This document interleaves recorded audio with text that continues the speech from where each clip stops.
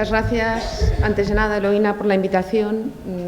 Ya te dije y lo repito delante de todos que vengo muy contenta porque siento que vengo a casa y me reencuentro con amigos y con gente que hace tantos años que nos conocemos que ya empieza a asustar las cifras. Eloína me había dicho que se iba a enfocar esta jornada, que era la primera que se hacía también con directivos del norte de Portugal. Boa tarde, trataré de falar despacio para que se me entienda en español, porque podría hablar en gallego no demasiado bien y en portugués horrible, lo siento. Se iban a dedicar los 2 días a la evaluación de resultados en salud y yo pensaba que nosotros tenemos la capacidad de utilizar Big Data y ya la estamos utilizando, análisis masivo de datos, en el enfoque más puramente regulatorio, más enfocado a la seguridad de los medicamentos, que es la competencia de la agencia. Pero la diferencia entre esto y resultados en salud es casi de criterio. ¿A qué le queremos llamar resultados en salud o no? Así que nuestra experiencia de análisis masivo de datos enfocado a la seguridad de fármacos y un caso en concreto que os voy a contar, creo que puede ilustrar cómo esto hoy puede ser una realidad y cómo además podemos añadirnos a proyectos que ya están en marcha. Para nuestros amigos portugueses, dirijo la Agencia Española de Medicamentos. A diferencia de Infarmed en Portugal, nosotros tenemos la competencia en evaluar y autorizar medicamentos y productos sanitarios, toda la investigación clínica, ensayos clínicos, toda la cadena desde la fabricación, pero no tenemos competencias en fijación de precios de medicamentos, que corresponde a otro departamento del Ministerio, y esto hace que la división en evaluación de resultados en salud en algún momento pudiera estar en 2 sitios distintos. Nuestro enfoque es más desde el punto de vista de la seguridad y la farmacovigilancia, pero veremos que la herramienta lo que permite es hacerlo para cualquier otra pregunta. Y la herramienta de la que voy a hablar se llama BIFAP. Entonces, lo primero vamos a hablar de un caso concreto de BIFAP. ¿Qué es BIFAP?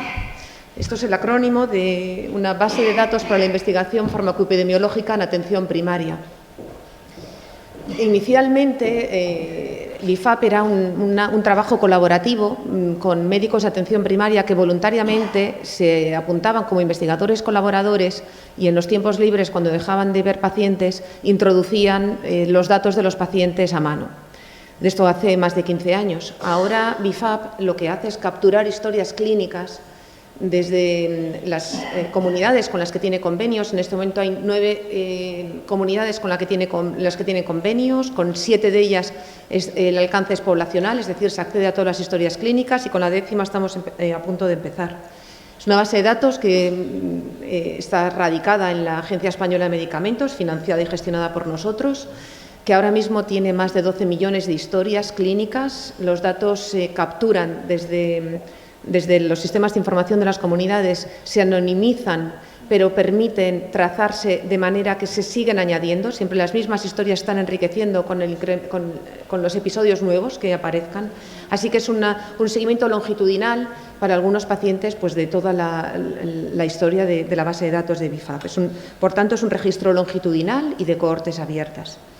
¿Y con qué objetivo se creó en su día? Y en su día se creó con el objetivo de dar servicio a la farmacovigilancia, de poder hacer estudios farmacoepidemiológicos, especialmente los que estaban relacionados con patrones de uso de los medicamentos y, sobre todo, su seguridad.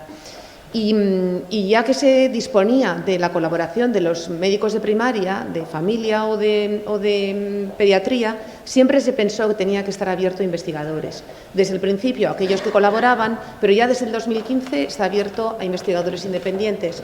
Cualquiera con una idea o un proyecto puede darse de alta, y si el proyecto pasa todo lo que tiene que pasar un proyecto de investigación, comité ético y el comité científico de BIFAP, pues se puede utilizar estos datos y tendría la asesoría y la guía del comité científico de BIFAP. ¿Con qué misión creamos esta base de datos masiva? Pues con la de promover la salud pública. Esto son esas frases que se ponen en las memorias, pero es que no sobra nada de esta definición. Promover la salud pública mediante la creación y mantenimiento de una base de datos de ámbito nacional, de base poblacional, a partir de las historias, de los datos que generan los médicos de familia y los pediatras que se recogen en las historias clínicas, orientada a la evaluación de la efectividad y la seguridad de los medicamentos. Esto en una agencia, ¿por qué es importante? Las agencias, decía antes, seguimos todo el proceso del medicamento, desde la investigación clínica, autorizamos los ensayos clínicos y cuando se acabó el desarrollo clínico se presenta un dossier, o bien a las agencias nacionales o bien a la agencia europea. Y el proceso final de autorización de medicamento es esto que damos a llamar un balance de beneficio-riesgo, con los datos que se presentan en ese momento, que son los generados hasta ahora en ensayos clínicos, y eso también está cambiando. Hay un movimiento de cambio hacia otro modelo de investigación, otro modelo de ensayos clínicos, ya el aprovechamiento de los datos de los wearables y de las historias clínicas, y de hecho hay un proyecto de Big Data hacia futuro. Bueno, pues, pero en este momento, con estos datos que componen el dossier, se hace esa evaluación de beneficio-riesgo.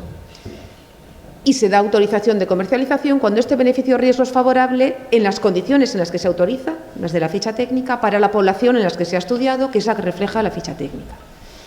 Cuando ya está autorizado y se está utilizando en condiciones de vida real, pueden aparecer riesgos desconocidos que no se pudieron apreciar en las muestras reducidas que tienen los ensayos clínicos. Por tanto, la evaluación tiene que ser continua a lo largo de todo el ciclo de vida del medicamento.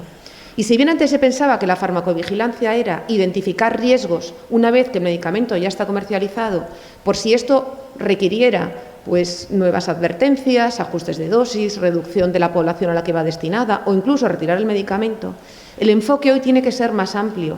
No es únicamente identificar el riesgo nuevo, sino volver a hacer otra vez el balance beneficio-riesgo. Y con esos riesgos conocidos, ¿compensa seguir utilizándolo o no? Y esto es en el momento en el que estamos y en el que vamos a estar en no mucho tiempo, es que este balance no va a depender únicamente del denominador, del riesgo, tiene que depender también de la efectividad.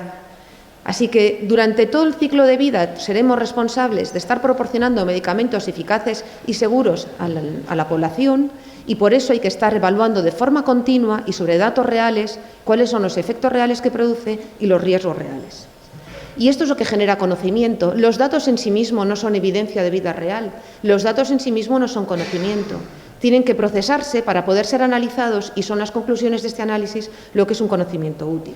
Y con esto pues, será utilizado pues, para conocer epidemiología de la enfermedad, patrones de utilización de medicamentos, su efectividad o sus riesgos nuevos que pudieran aparecer. Continuar esto que yo decía, el ciclo continuo del beneficio-riesgo en todo el ciclo de vida del medicamento y, por tanto, resultados en salud. Estos son algunos pantallazos de cómo es la interfaz de BIFAP, que se puede entrar así, bifap.org o también desde la agencia. En la base de datos tiene su comité asesor, que está compuesto por los representantes de las comunidades autónomas y representantes de la agencia, director, jefe de Departamento de Medicamentos de Uso Humano y jefa de área de farmacovigilancia, y ellos son los que autorizan, dan el visto bueno a los estudios que se puedan solicitar o proponen estudios de acuerdo a las necesidades pues, de las comunidades autónomas, por ejemplo, que participan. Un comité científico que evalúa la idoneidad del estudio y la pertinencia de hacerlo. Un equipo muy potente de AIT, estamos trabajando ahora con procesamiento del lenguaje natural. Es un equipo muy consolidado, con muchos años de experiencia y ahora mismo con una nueva adquisición que viene de trabajar en procesamiento del lenguaje natural, en lenguaje médico del Instituto Carlos III, los propios investigadores de BIFAP que están trabajando exclusivamente para esto, la división de farmacovigilancia de la agencia y los colaboradores que son todos los médicos de primaria. El comité científico, como decía, pues evalúa la calidad científica y pertinencia de los ensayos, de los estudios. Está compuesto también por miembros técnicos de la EMS y representación del comité asesor y expertos externos, a veces ad hoc, buscados para analizar el estudio en concreto que se solicite y sin su dictamen favorable no se puede hacer el estudio. Esta es una muestra de los estudios que empezaron en el 2009. Para que veáis el potencial que tiene tan enorme, porque quedarse con que esto es la base de datos de farmacovigilancia para identificar un riesgo nuevo es quedarse corto, para que veáis el impacto tan grande a preguntas que los que hoy tenemos responsabilidad en uso de medicamentos nos podríamos hacer todos los días. Estudio de utilización de fentanilo de liberación inmediata en España. Pues todos sabemos la preocupación que hay por el incremento de uso de opioides en los últimos años. Nosotros lo tenemos registrado, en el Observatorio de Medicamentos se ve cómo son las curvas de crecimiento de todos los opioides, pero preocupa particularmente el crecimiento por encima del resto de fentanilo de liberación inmediata, asociada a ingresos hospitalarios y a una toxicidad no bien caracterizado. Pues es uno de los estudios que se está haciendo. Análisis, este de fentanilo es propio nuestro, de la agencia. Este es de colaboradores externos del Servicio Aragonés de Salud. Análisis de la frecuencia de hacer lo que no hay que hacer, es decir, sobreutilización inadecuada en atención primaria en España. Esta lista de lo que no hay que hacer, emitidas en su día de la Subdirección de Calidad desde el Ministerio, pero también de las sociedades científicas y refrendadas por la Subdirección de Calidad, sin embargo, no se ve que tenga traslación a práctica clínica normalmente. Análisis de lo que no hacer y que todavía se sigue haciendo. O riesgo de fracturas vertebrales múltiples tras la interrupción del tratamiento con denosumab Prolia. Esto también es muy interesante y es un estudio que lanzamos nosotros porque seguro que os suena que hace un año y pico hubo así mucho revuelo porque muchos reumatólogos y médicos de familia encontraban con demasiada frecuencia para su impresión personal que al suspender el Prolia aumentaban las fracturas múltiples además en vértebras. Y esto se llevó al PRAC, al Comité Europeo de Evaluación de Riesgos, se estudió todos los datos que había, se acordó contra alguna opinión discrepante, se acordó que aún así no cambiaba el balance beneficio-riesgo y que tenía que seguir comercializado y en las condiciones en las que había. Como realmente estábamos muy preocupados porque teníamos muchas notificaciones desde sociedades científicas, desde hospitales, que este riesgo podría existir y que habría que dar recomendaciones para evitarlo, pues hemos lanzado el estudio para ver. Otro que es nuestro, este es de Santiago, la incidencia de arritmias e insuficiencia cardíaca, toxicidad cardiovascular asociado a antidepresivos. Bueno, otra cosa que está sin cuantificar, pues el riesgo de toxicidad cardíaca asociado a incremento de intervalo QT, y hay situaciones en las que inevitablemente hay que utilizar antidepresivos y además a dosis altas, como en trastornos obsesivos compulsivos, y no está bien cuantificado ni bien identificados los patrones en los que esto se produce, porque los ensayos clínicos de estos medicamentos ya se acabaron. La única forma de identificar este riesgo de verdad es en práctica de vida real. O, bueno, tendencias de prescripción global en antidepresivos, opioides y litio. Es decir, los estudios son muy pragmáticos en el sentido de que responden a preguntas reales que pueden surgir en la práctica clínica o en la gestión de la salud. No son estudios puramente académicos de los que generan hipótesis para seguir avanzando en el grado de conocimiento. Son muy pragmáticos.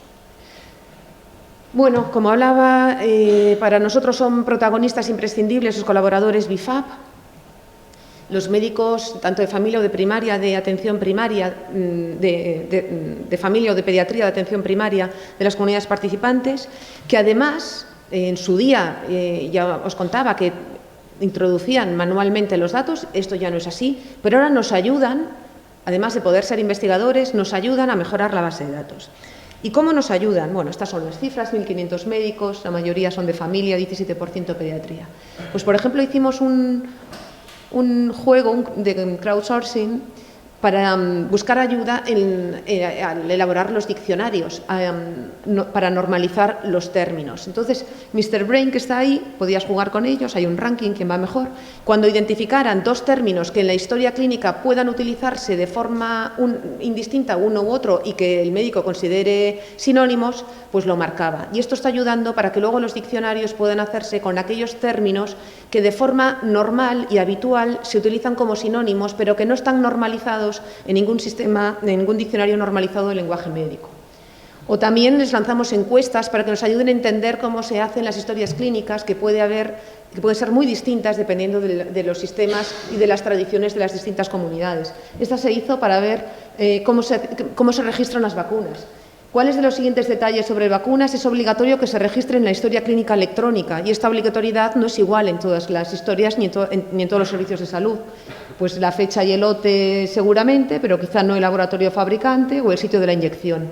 ¿Y cómo se registran? Hay un formulario específico, esto nos ayuda cuando vayamos a hacer un estudio de vacunas, si hay que ir a buscar la historia en un formulario específico, o son formularios generales de revisión del niño sano, en fin, esto es un ejemplo de sus colaboraciones. A cambio obtienen información de retorno, píldoras informativas que se emiten periódicamente, cursos de formación en epidemiología, en seguridad de medicamentos, en efectividad. Y después tienen acceso, junto con las comunidades autónomas, a esto que llamo BIFAP Express, hemos llamado BIFAP Express. Esto es en tiempo real, es accesible en tiempo real a patrones de uso de medicamentos en DDDs, calculados por DDDs y asociados a diagnóstico. Únicamente en primaria, como decía. Esto es una información, pues bueno, muy útil. Casi todos los sistemas de salud han diseñado sus propias herramientas, pero esto te permite además hacer comparaciones y benchmarking, porque el médico colaborador puede comparar su cupo, su patrón de DDDs de amoxiclavulánico frente al de toda la comunidad o frente a un patrón nacional. Igualmente, la comunidad autónoma puede comparar sus datos contra el resto de las comunidades que entran dentro de la base de datos. Esto no es fácil, hay algunas dificultades, yo prefiero llamarle retos a las dificultades o debilidades porque eso supone que se pueden superar y estas se van superando. Las dificultades más evidentes son que las historias clínicas no están diseñadas para investigar y nosotros a esto le aplicamos una metodología de investigación. Entonces, si somos rigurosos en la metodología, nos encontramos con que las historias no son necesariamente rigurosas en la forma en que se recoge la información.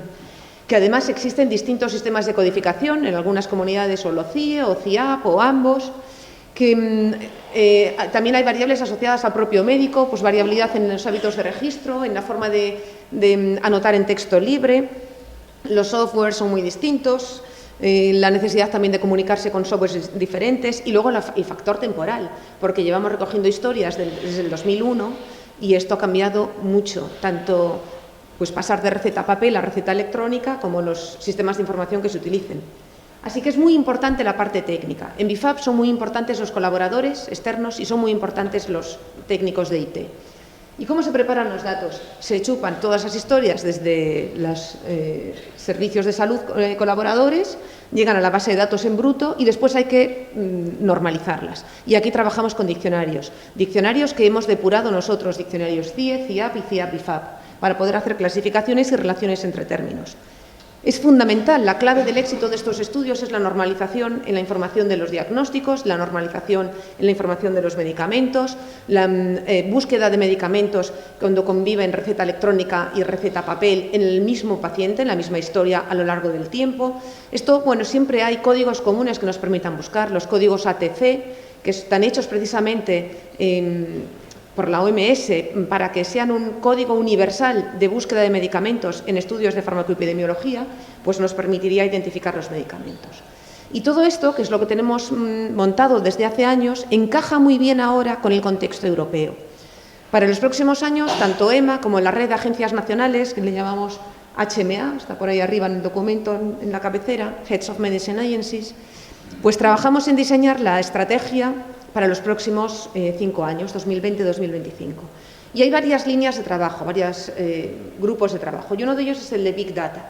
Como os decía al principio, va a haber análisis masivos de datos porque se va a tener que traer datos de vida real para acabar de configurar el conocimiento del medicamento y no solo después de su comercialización, también antes. Pero, bueno, de este documento, de esta Task Force, donde participamos nosotros, se acaba de cerrar con las recomendaciones para ponerlas en marcha y empezar ya en este año. Y se han emitido 10 recomendaciones prioritarias. Fijaros en la primera, que es desarrollar una plataforma para acceder, analizar y después acceder a datos de salud de base poblacional europea, que se llama Darwin, que es el acrónimo de Data Analysis Real World Interrogation Network. Es decir, todas las historias clínicas volcando sobre una base de datos europea. Claro, yo ya sé que esto despierta el escepticismo, porque si cuesta tanto la interoperabilidad entre las historias clínicas en España y cuesta tanto disponer de una receta electrónica y que la tarjeta sea operable en todas las comunidades, creo que ya no, creo que ahora ya, o esto me dicen mis hijos que viajan, que ahora ya no hay problemas. Pues, y la interoperabilidad de la receta en Europa lleva años sobre la mesa y esto parece que cuesta, pues uno puede sentirse escéptico y pensar que es uno de estos proyectos mastodónticos europeos que no somos capaces de arrancar. Pero yo sí que creo que se va a arrancar, porque ha habido una experiencia de fracaso recientemente con el portal de ensayos clínicos, del que hemos aprendido cómo hacerlo que funcione. Y ahora ya tendremos un portal de ensayos clínicos europeo donde estén todos registrados. Y de esa experiencia donde fallamos y aprendimos, creo que seremos capaces de extraer lecciones para que esto sea posible. Y ahora vamos al caso de hoy. Todo esto llevado a un caso real que os quería contar. Bueno, la hidroclorotiazida es un medicamento de uso masivo como antihipertensivo, en monoterapia, pero sobre todo en combinación con IECAS y con ARA2. Y os voy a contar cómo el uso de Big Data ha ayudado a configurar el conocimiento de este medicamento y ha tenido implicaciones reales en los pacientes que lo usan. Bueno, la farmacovigilancia, esto es una obviedad para todos los que estamos aquí, pero tiene como misión identificar, seguir los riesgos de los medicamentos, identificarlos, cuantificarlos, evaluarlos y así saber si el medicamento puede seguir siendo utilizado o no. Si tenemos una notificación muy frecuente, pero no tenemos el denominador contra qué, no tenemos la incidencia o la prevalencia de ese riesgo, no nos sirve de nada. Para esto necesitamos, cuando hay riesgos que se sospecha por farmacovigilancia, que se confirmen, se caractericen y se cuantifiquen con estudios de farmacoepidemiología. Es decir, que la farmacovigilancia, si se trata de analizar reacciones, notificaciones al sistema de farmacovigilancia solo sin más, no sirve de nada, está ciego. Esto hay que interpretarlo. Y este sería el procedimiento por el que trabajamos con esos riesgos. Pues se identifica un riesgo nuevo con la notificación, se comunica al sistema de farmacovigilancia y hasta aquí es lo que sabemos normalmente que se hace. Vale, pues nos avisan, se encuentra con cierta frecuencia asociado el uso de hidroclorotiazida a un tipo de cáncer de piel que no melanocítico, a espinocelular o vasocelular.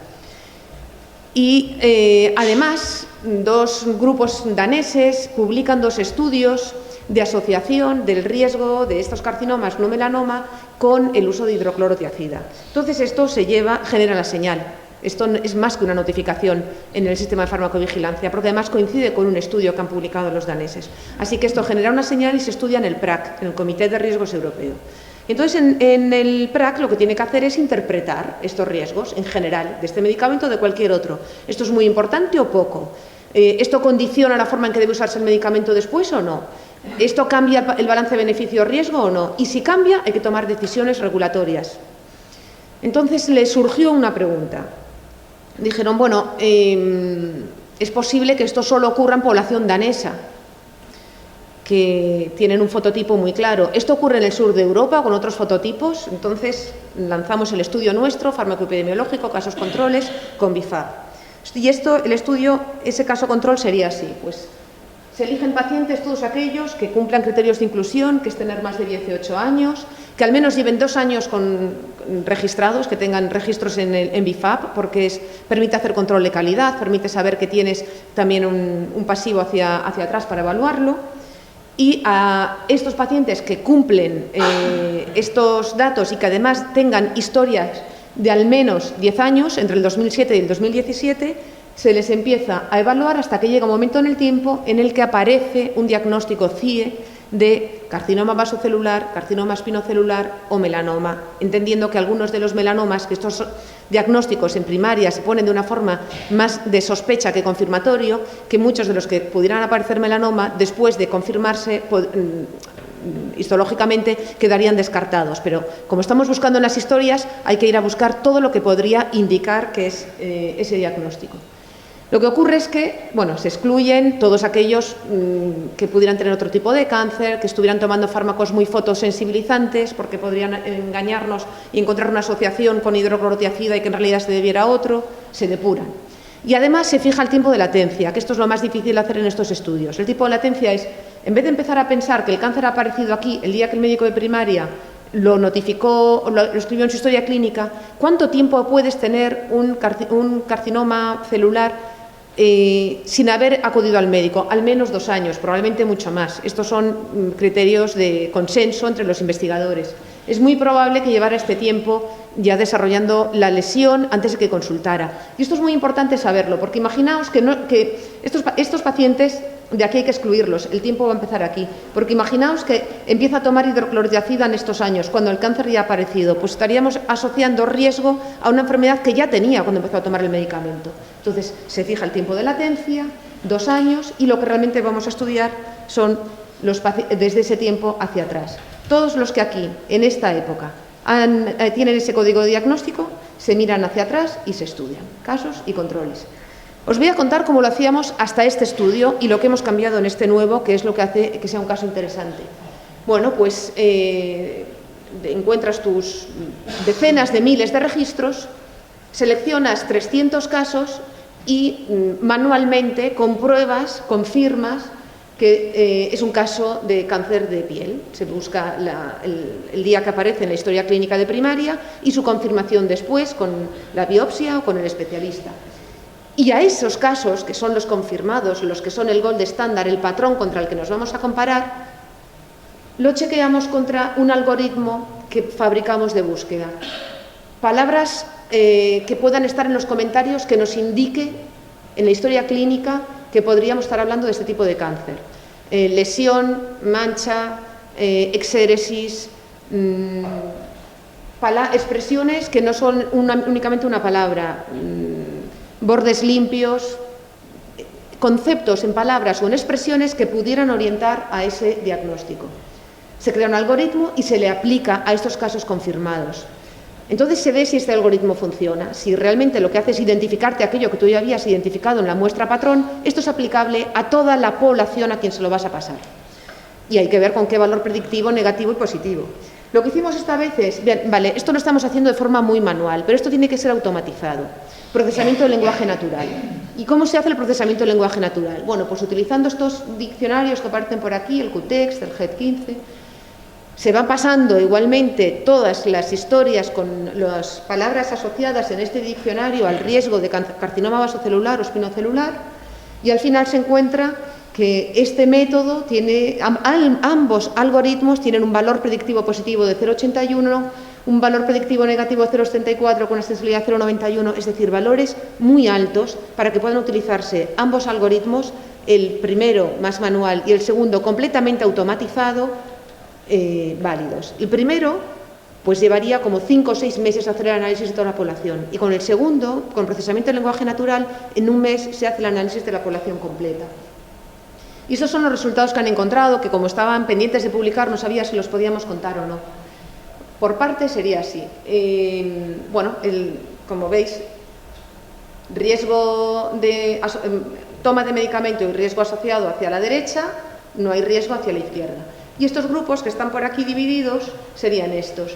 Pues con melanoma, exposición, nunca lo ha tomado alguna vez o con dosis altas. No hay relación entre la toma de hidroclorotiazida y el melanoma, ni en los datos agregados de Dinamarca ni en los nuestros de BIFAP en España.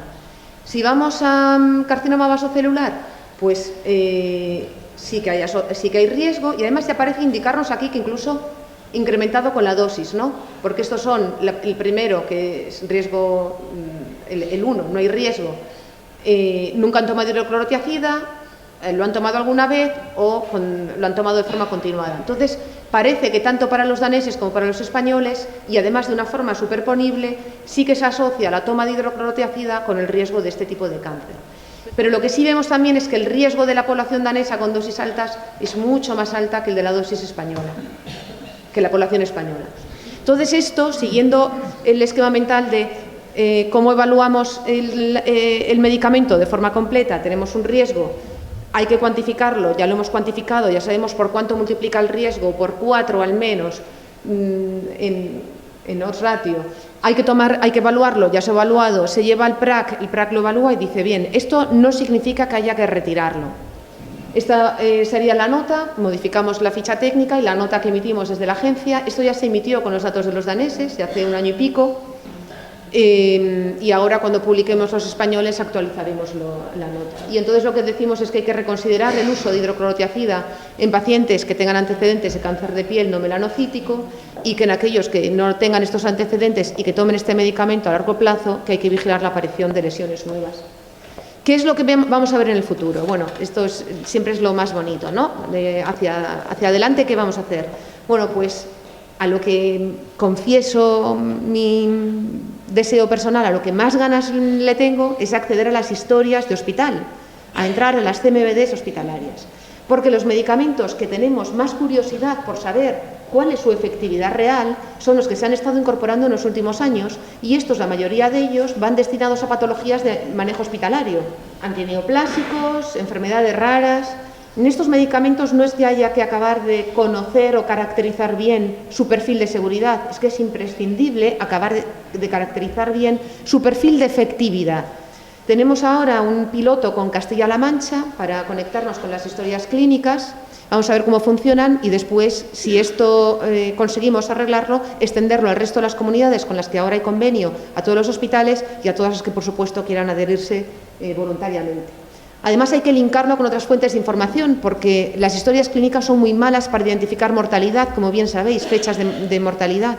Entonces, hay que ligarlo también con el registro de mortalidad, y esto es lo que estamos haciendo ahora, y seguimos trabajando en mejorar el procesamiento natural de lenguaje natural.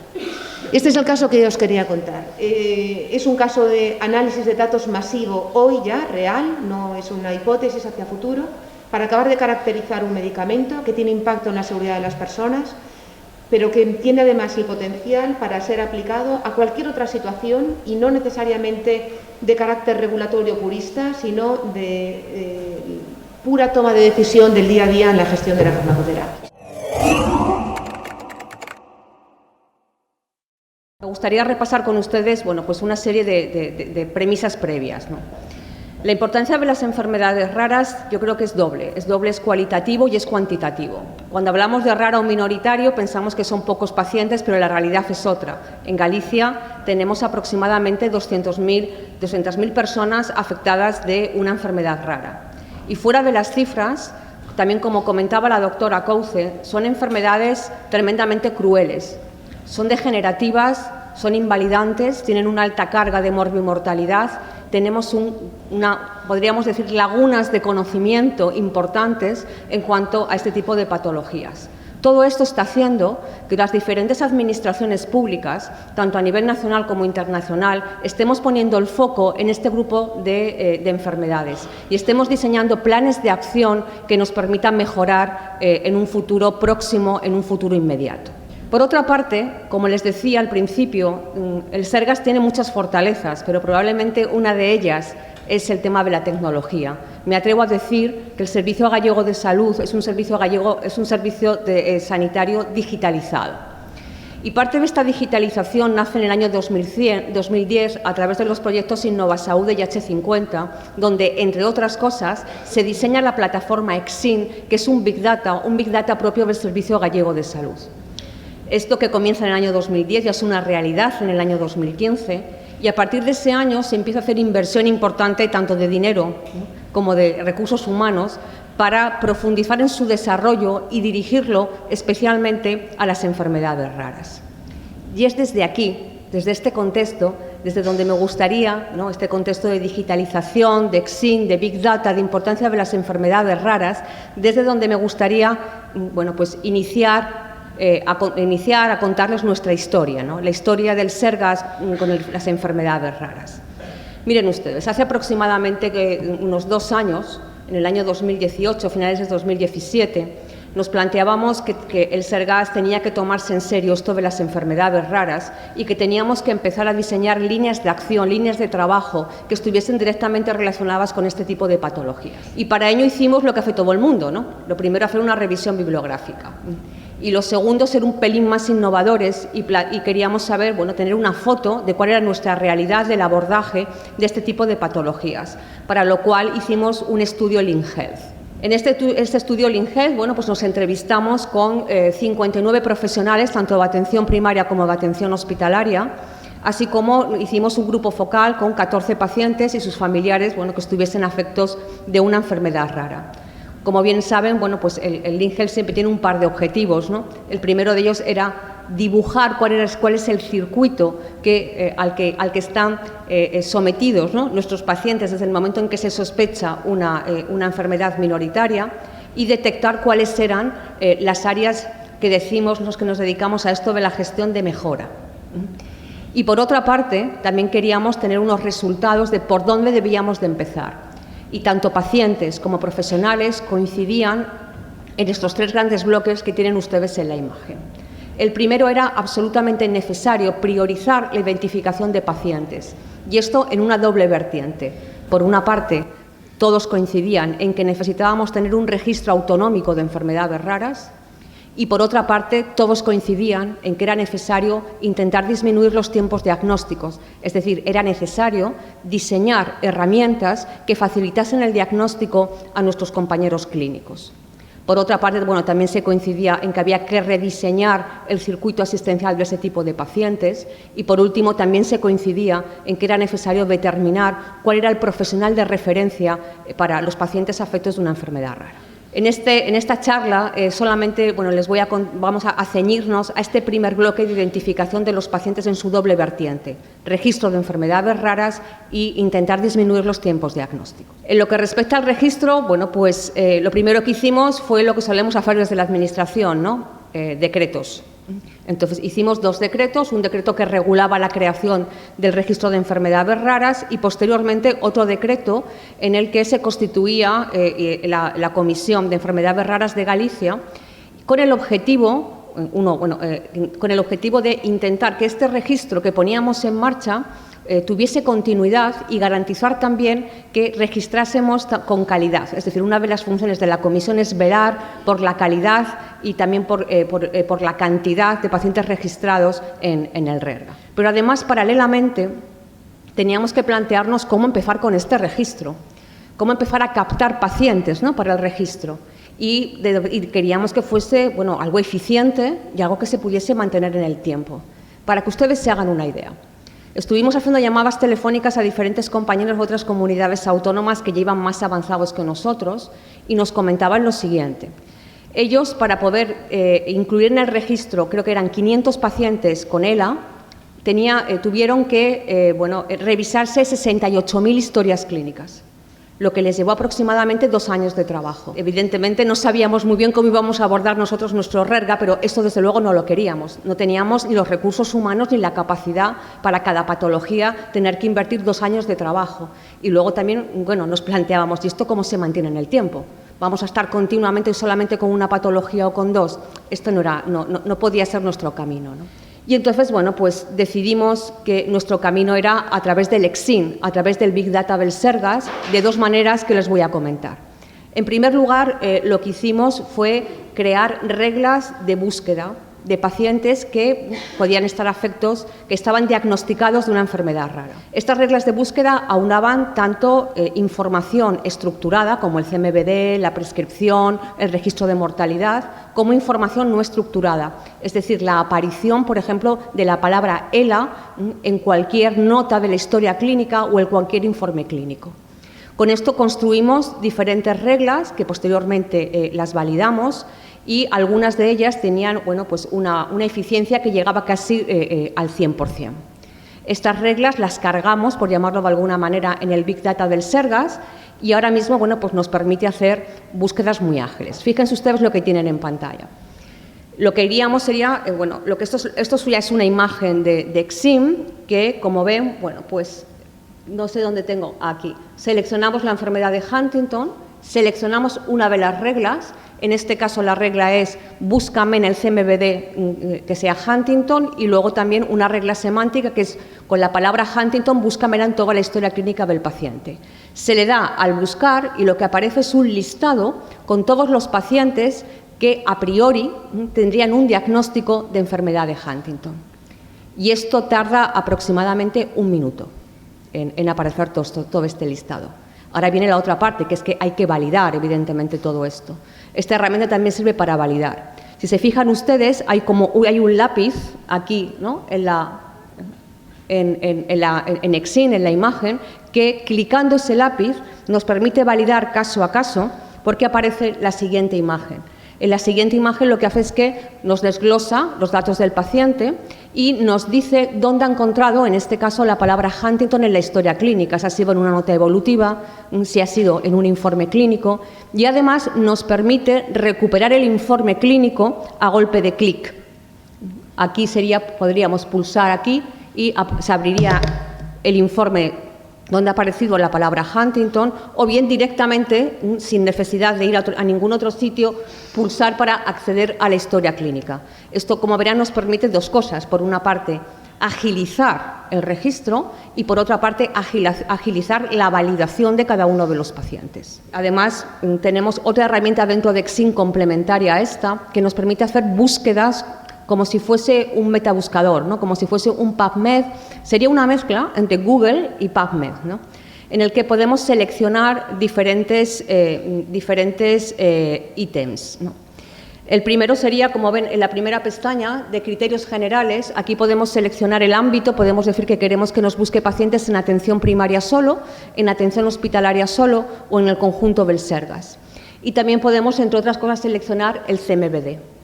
En el tema de filtros de información, aquí es donde está toda la información clínica. Aquí podemos seleccionar pruebas de laboratorio, pruebas de radiología, podemos seleccionar la farmacia, vacunas, microbiología, etcétera. En este caso que les he puesto en pantalla, solamente seleccionaríamos que el paciente esté en tratamiento con riluzol. Y luego, además, permite una cosa muy interesante, que es la búsqueda libre en la historia clínica. Aquí es donde podremos introducir cualquier tipo de palabra clave que queremos que nos busque. En este caso concreto hemos seleccionado todo el Sergas, hemos seleccionado esclerosis lateral amiotrófica en el CMBD, también hemos seleccionado que esté tratamiento el paciente con riluzol y, por último, que nos haga una búsqueda libre por toda la historia clínica donde aparezca la palabra ELA. Le damos a buscar y aparece en la pantalla varias cosas. Aparecen los estadísticos, nos dice que tenemos en Galicia 177 pacientes con estas características y nos da el rango de edad, la distribución por sexos, por ayuntamientos y por hospitales. Pero además nos proporciona un listado de todos los pacientes, de manera que también nos da la oportunidad de poder validar paciente a paciente. Pues fíjense ustedes, les hablaba que nuestros compañeros nos decían que en 2 años habían tenido que revisar 68.000 historias para poder incluir en su registro 500 pacientes. Utilizando lo que les he contado, las reglas que hemos diseñado y validado y estas búsquedas a través de la búsqueda de criterios, que es lo que hemos visto, es decir, utilizando reglas e información estructurada y no estructurada, logramos en unos 8 meses tener los objetivos que nos marcaba el Ministerio, y era registrar estos 1.000 pacientes afectos de las 10 patologías prioritarias marcadas en el grupo de trabajo a nivel central. En este momento, que de esta diapositiva habrán pasado como 4 meses, ya tenemos 1.700 pacientes, es decir, realmente nuestro registro funciona, las reglas funcionan y vamos a una velocidad que es compatible con la eficiencia que estábamos buscando. Pero además también las cosas hay que mantenerlas en el tiempo. Y para poder mantener el registro en el tiempo, hemos diseñado dos medidas, ¿no? Una medida que es que vamos a poner ya a funcionar en automático aquellas reglas que han demostrado que tienen una eficiencia por encima del 95%. Es decir, ya va a haber reglas que habitualmente son la combinación de CMBD, un tratamiento farmacológico y una palabra clave, las que tienen mayor eficiencia. En el caso de ELA ronda casi el 100%, las que ya vamos a dejar funcionando en automático, que no vamos a tener que estar validando caso a caso. Y por otra parte, de una manera prospectiva, necesitamos que los profesionales colaboren con el registro. Y para ello, lo que hemos hecho ha sido insertar una herramienta dentro de la historia clínica, que es esta llave que ven ustedes, de manera que cuando un profesional tiene delante de sí un paciente que acaba de diagnosticar, pues, por ejemplo, de un Huntington, lo que hace es que clica en esta llave, se le abre la imagen que tienen ustedes en pantalla y pulsando el icono de enfermedades raras va directamente al RERGA, va directamente a la plataforma Visía, con la ventaja de que todos los datos demográficos se cargan automáticamente, ahí no tiene que hacer nada, y el profesional lo único que tiene que hacer es decirnos qué enfermedad tiene este paciente, nada más. El resto de información clínica ya nos encargamos desde servicios centrales de cumplimentarla. Es decir, creemos que es bastante fácil, ¿no?, para los clínicos el poder hacer esta declaración. Y esto es en cuanto al registro de enfermedades raras. La segunda parte, que es mucho más ambiciosa, es intentar llegar a tener un diagnóstico precoz de los pacientes con enfermedades raras, o dicho de otra manera, intentar disminuir los tiempos en los que diagnósticos, ¿no? Y para ello, nuevamente, hemos utilizado el EXIN, el Big Data Belsergas, y nos hemos basado en experiencias previas, una de ellas en las que participó la doctora Couce. Miren ustedes, nosotros les voy a explicar exactamente lo que queremos.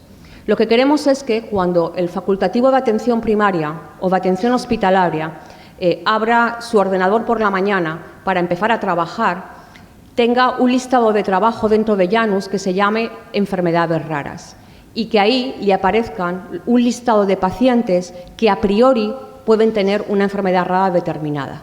Y esto solamente lo hemos trabajado con 6 enfermedades raras. Y para ello vamos a hacerlo a través de reglas. Lo que hacemos es, seleccionar los síntomas y signos característicos de una determinada patología, en este caso la fenilcetonuria, y diseñar una serie de reglas. Unas reglas que llamaríamos Princeps, es decir, que si aparece esa regla automáticamente nos carga al paciente como que puede tener fenilcetonuria, y luego la combinación de reglas mayores y menores, de manera que si se produjese una regla mayor más una regla menor, también nos cargaría este paciente como que podría tener esta enfermedad.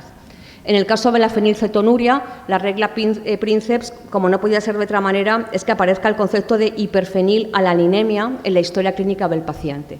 Y las combinaciones de reglas mayores y menores sería, por ejemplo, un paciente en el que apareciese en su historia clínica retraso mental más concepto de epilepsia. Entonces también nos pondría al paciente dentro del listado.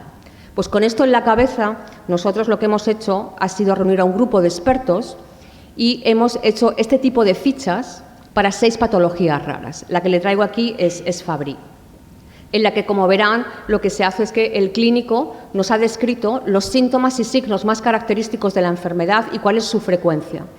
Y con esta ficha, nosotros lo que hemos hecho son las reglas parecidas a las que les he enseñado antes. Reglas Princeps, reglas menores y reglas mayores y combinaciones de ambas. Las hemos validado y en este momento lo que estamos son testándolas en el Big Data, porque necesitamos validarlas. De esta manera calculamos que aproximadamente en este primer semestre estaremos en disposición de poder empezar a pilotar 3 de esas enfermedades con algún clínico tanto de atención primaria como de atención hospitalaria y por lo tanto, presumimos que esto nos puede llevar a disminuir los tiempos diagnósticos. Y por último, estamos trabajando y también yo creo que estamos ultimando, ¿no? Porque lo de estamos trabajando parece que acabamos de empezar, no, estamos ultimando el Plan de Acción de Enfermedades Raras de Galicia. En este plan de acción figura lo que les he contado del registro, figura también lo que les he contado de intentar adelantar el diagnóstico de los pacientes con enfermedades raras y también figura un cambio de modelo asistencial y muy importante. Y también figura un cambio de la rehabilitación de ese tipo de pacientes. Y también, evidentemente, como no puede ser de otra manera, figura en el apartado 7, investigación, y una investigación dirigida a resultados en salud. Y a este respecto, comentarles lo que tenemos en cartera, ¿no? Para completar, esta es la última diapositiva, teníamos en la cabeza que teníamos que trabajar con inteligencia artificial para el diagnóstico y ya lo hemos hecho, en este momento lo estamos testando, es decir, esto ya es una realidad. Tenemos en la cabeza empezar a trabajar con resultados en salud, especialmente en 2 campos, la adecuación de la prescripción y luego la generación de contratos de riesgo compartido. Como ustedes saben, estamos en un momento álgido de comercialización de moléculas de medicamentos huérfanos. El último informe que leí hace aproximadamente unos 2 o 3 meses hablaba de que hay más de 2.000 estudios con medicamentos huérfanos y que se prevé que al menos un 10% sean comercializados. Es decir, que en los próximos 3-4 años podemos encontrarnos con 200 moléculas en el mercado, a un precio que, como ustedes supondrán, no va a ser un precio muy bajo, ¿no? Sino que va a ser más bien precios poco razonables, ¿no? que llamaríamos los que nos dedicamos a esto. Para ello es importante ofrecer el medicamento al paciente, pero con una serie de seguridades clínicas. Entonces, estamos diseñando un estudio con la enfermedad de Fabry, con la fibrosis quística, en la que estamos comparando la efectividad, que no eficacia, la efectividad de 2 medicamentos recientemente comercializados. Es decir, estamos comparando si realmente mejoran, ¿no?, la enfermedad del paciente, cuáles son sus efectos adversos y si hay diferencia entre ellos. Y por otro lado, también estamos intentando que en base a estos estudios de resultados en salud, seguir con nuestra tendencia, la tendencia del Servicio Gallego de Salud, que es a los acuerdos de riesgo compartido que ya tenemos en 3 medicamentos. Y por último, pues también tenemos otra vía en marcha, que es la optimización de estos nuevos modelos que les he dicho. Vamos a poner en marcha estos nuevos modelos asistenciales y queremos ver si realmente valen para algo. Y para eso hemos diseñado un proyecto de minería de procesos. Tenemos ya experiencia en minería de procesos porque lo hicimos con las vías rápidas de cáncer de colon y queremos aplicar ese modelo tanto en los modelos asistenciales como en la nueva fórmula de rehabilitación que estamos poniendo en marcha. Y por mi parte, nada más, agradecerles la paciencia. Buenos días. Ante todo, muchas gracias a la organización de SEDISA por haberme invitado a participar en este primer foro SEDISA galaico-portugués y, por supuesto, en particular, gracias Eloína. Entonces, yo haré, como dijo Ramón, y gracias también por sus palabras, una presentación inicial de lo que suponen los registros en general y también RERGA, el Registro Regional de Enfermedades Raras de Galicia. A modo de introducción, decir que el término de enfermedades raras se acuñó por vez primera en la década de los 80 en Estados Unidos, cuando se quería llamar la atención sobre estos pacientes y ver lo que se podía hacer por ellos. En Europa fue en 1999, coincidiendo también con la designación de medicamento huérfano.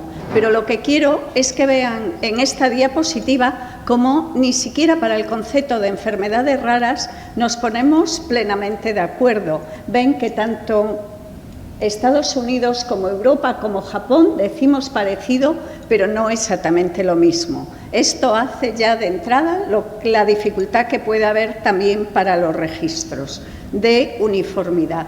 Hay sobre 7.000 enfermedades raras. Eso significa que individualmente son muy raras, pero no en su conjunto. Y se estima, aunque no se sabe con seguridad, que unos 200.000 gallegos pueden padecer una enfermedad rara.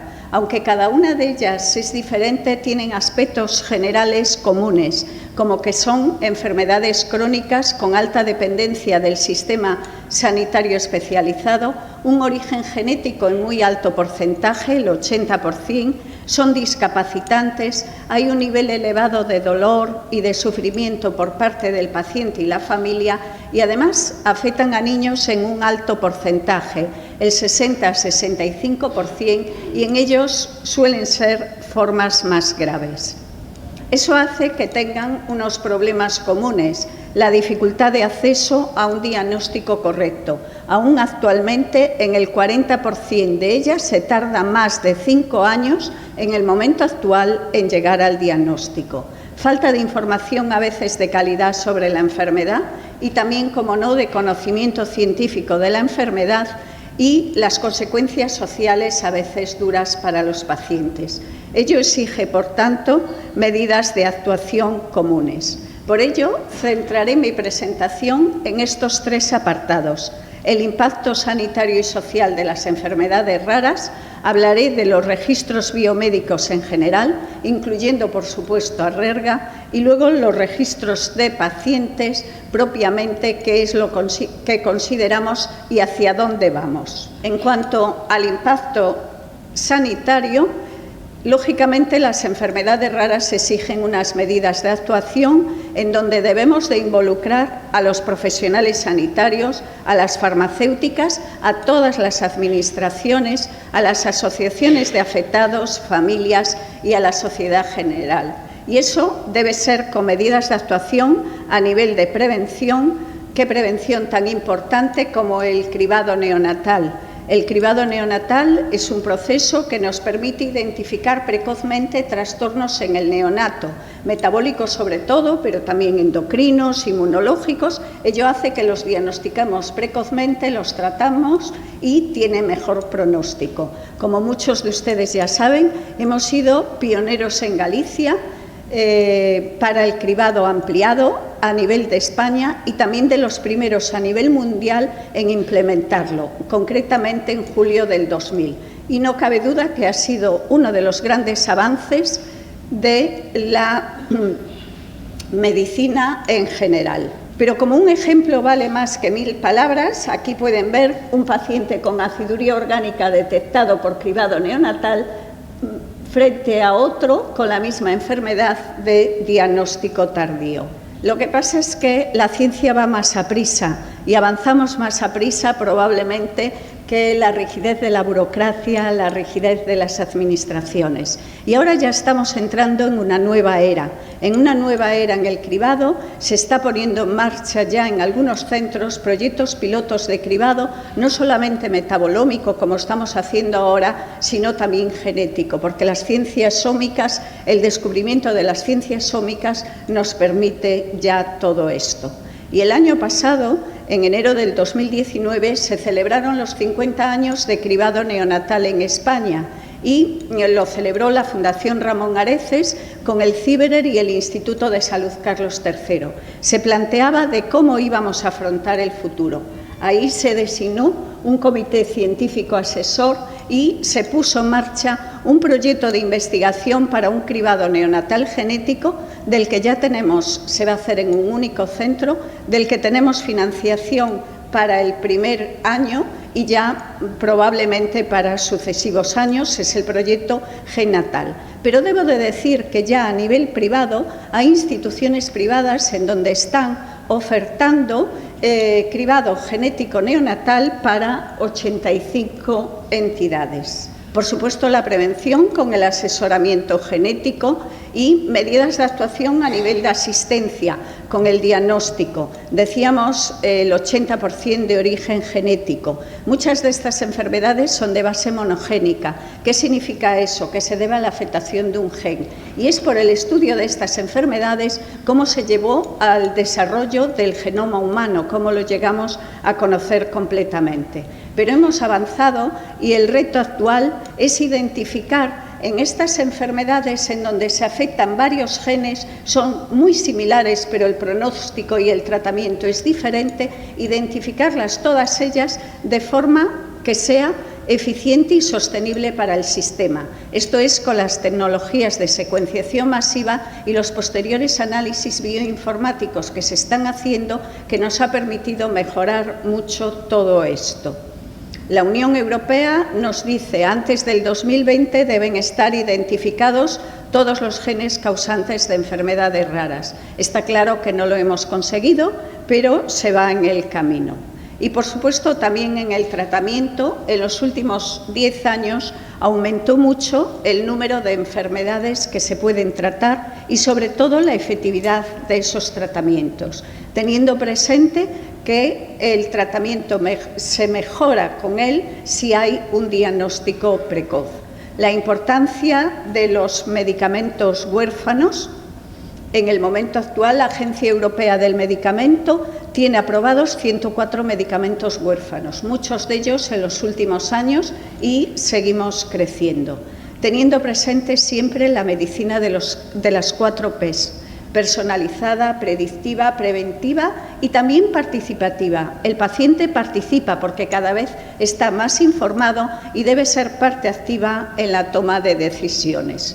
Y, por supuesto, teniendo presente un tratamiento integral con aspectos orgánicos, pero también psicológicos y el entorno sociofamiliar.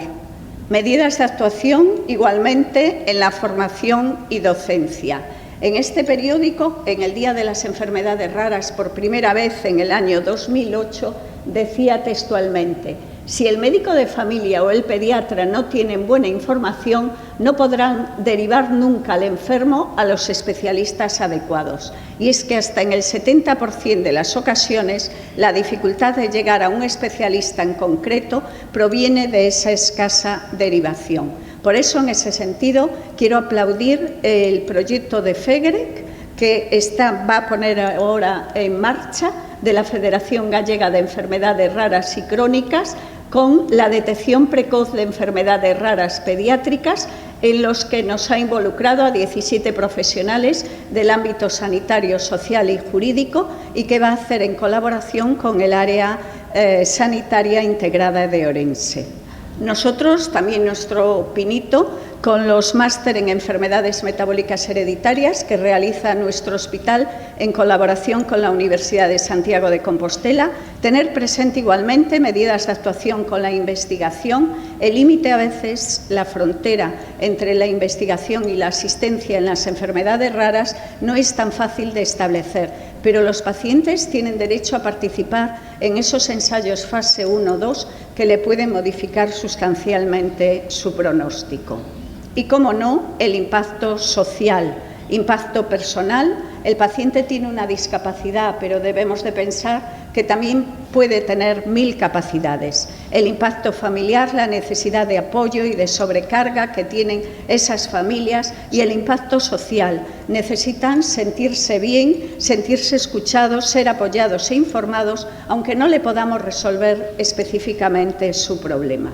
Dicho esto, hablaré ahora de los registros biomédicos en enfermedades raras. Dirán, ¿por qué has hablado de todo esto? Bueno, porque los registros en enfermedades raras son importantes precisamente por ese impacto sociosanitario que he comentado sobre ellos. También la poca prevalencia, la dispersión geográfica de los pacientes y la dificultad para llevar a cabo a veces un ensayo clínico, porque son enfermedades tan poco prevalentes que no se conoce exactamente dónde están los pacientes. Por ello, los objetivos de los registros en enfermedades raras deben de ser la información epidemiológica, la vigilancia epidemiológica y la vigilancia también de los tratamientos, que lo deben de conocer las autoridades sanitarias locales, nacionales y europeos. También tienen derecho a conocer los pacientes y la sociedad y la importancia de poder acceder a los ensayos clínicos. Permiten, además, aunar esfuerzos en el conocimiento de las enfermedades raras. Nos ayudan a describir mejor la historia natural de la enfermedad y así tener un mayor conocimiento científico sobre ellas, y también evaluar las estrategias terapéuticas que estamos dando, si son las adecuadas o no, o debemos de implementar otras nuevas. Y, por supuesto, pautas y protocolos de diagnóstico y tratamiento con las guías clínicas. ¿Qué tipos de registros hay?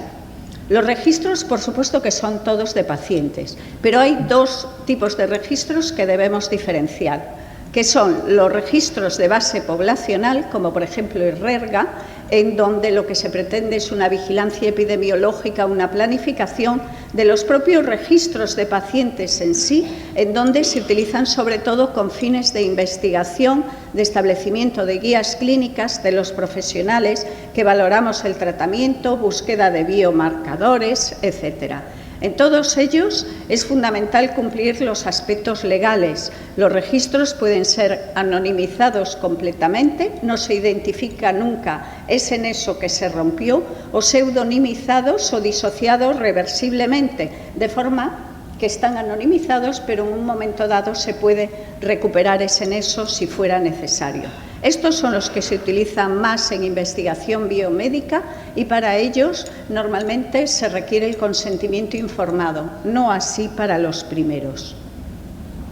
Les voy a comentar ahora cómo surgió RERGA y para ello hablar de los registros nacionales en España de las enfermedades raras. No tienen tanta antigüedad, fue en el año 2011 cuando el Instituto de Salud Carlos III se adhirió al Consorcio Internacional de Investigación en Enfermedades Raras y estableció que una estrategia fundamental eran los registros de enfermedades raras. En 2012 se consolidó la red española de registros de enfermedades raras para la investigación y así es como se constituyó el primer registro nacional de enfermedades raras, que fue para el periodo 2012-2015. Se le pedía a cada comunidad autónoma que desarrollara su propio registro, lógicamente con una metodología común consensuada.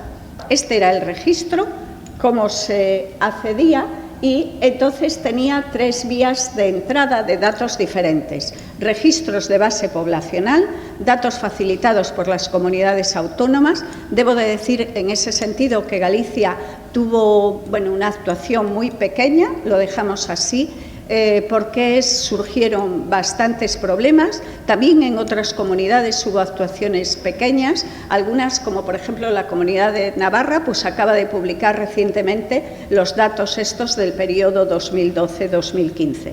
Pero también podían introducir directamente los datos los propios pacientes, y entonces también para ello se incluía escalas de calidad de vida de los pacientes. O también los podíamos introducir los profesionales que estábamos en redes de investigación y en sociedades médicas en convenio con el Instituto de Salud Carlos III. El proyecto, la financiación, duró hasta 2015 y ahí el Ministerio de Sanidad, Servicios e Igualdad del momento dijo: esto debe de continuar. Vamos a crear un registro estatal de enfermedades raras. Antes se le llamaba RENER, ahora REER estatal.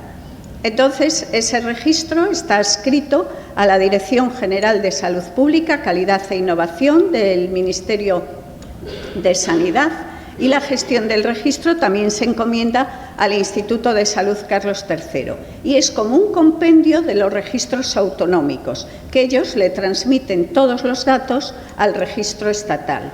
Esto se aprobó en el BOE de diciembre del 2015 y entonces dijeron: bueno, hay que elaborar un manual de procedimientos de ese registro estatal, que se aprobó en junio de 2017.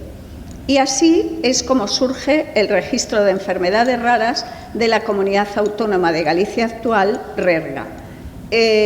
Al mismo tiempo que se crea RERGA, también se crea la Comisión Gallega de Enfermedades Raras, a la que tengo el honor de pertenecer, y es el objetivo, entre otros, también de facilitar la notificación, y así se publicó en el DOGA del 7 de enero de 2019.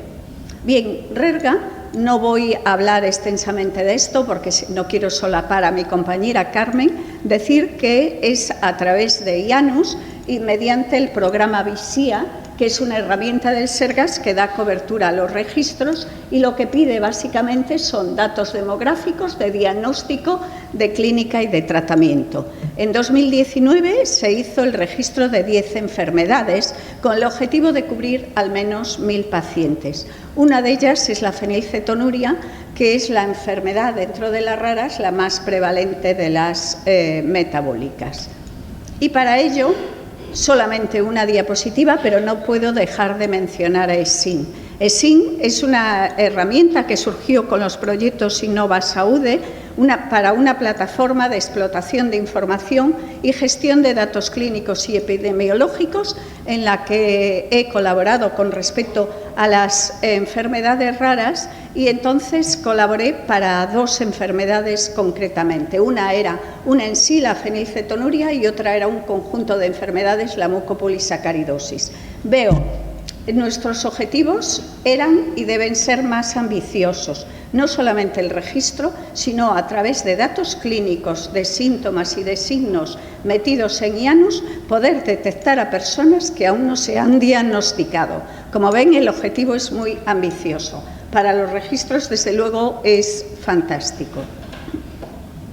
¿Y cómo está la situación actual de los registros de enfermedades raras en Europa?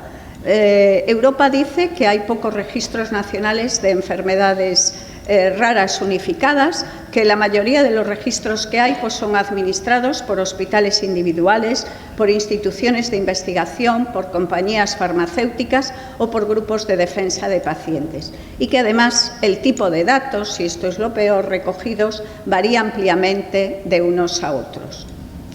Consideraciones finales a tener en cuenta, muchas de ellas producto de la reflexión personal. Decimos que hay descritas unas 7.000 enfermedades raras, el 80% son de origen genético, pero continuamente se están describiendo nuevas variantes en el genoma humano. Eso da lugar a nuevas entidades clínicas, con lo cual sabemos el inicio del registro, pero el fin es muy difícil.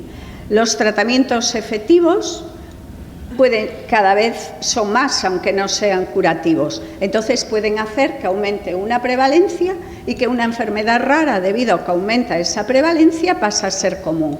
Como al revés tiene un pronóstico muy infausto, mejoran los métodos de prevención y se puede convertir en una enfermedad rara, una común. Y luego debo decir que los registros poblacionales deben ser lo más sencillo posibles para evitar la sobrecarga que no sea imprescindible al facultativo. Hay un gestor de casos, hay herramientas para acceder a ellas. Y, por supuesto, debe de haber también un feedback con el facultativo. Una vez que se registran esos datos, el facultativo tiene derecho a poderlos ver para su mejora profesional o para investigación previa autorización del Comité de Ética. Con todo ello, como me dijeron que planteara preguntas, solamente esta diapositiva.